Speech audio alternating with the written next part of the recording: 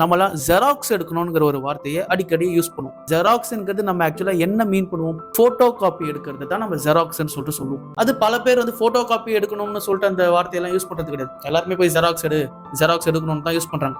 என்னையும் சேர்த்து தான் சொல்றேன். நானும் பல வருஷம் ஜெராக்ஸ் எடுன்னு தான் போய் சொல்லி இருந்தேன். அது எல்லாருக்குமே அது பழக்கமாயிடுச்சு. ஆக்சுவலா ஜெராக்ஸ்ங்கிறது ஒரு போட்டோ காப்பி மிஷின் தயாரிக்கிற கம்பெனி பேர்.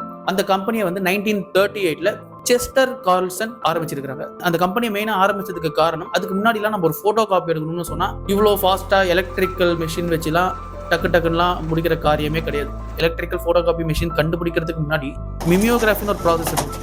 அதுக்கப்புறமா போட்டோஸ்டாட்னு ஒரு ப்ராசஸ் இருந்துச்சு. ஆனா அதுக்கெல்லாம் பாத்தீங்கன்னா இந்த போட்டோகிராஃபிக் பேப்பர் அப்புறம் கெமிக்கல் யூசேஜ்லாம் நல்லா செலவாச்சு. அதே மாதிரி டக்குன்னு செகண்ட்ஸ்லாம் நம்மளுக்கு வந்து போட்டோ காப்பி கிடைச்சிடாது.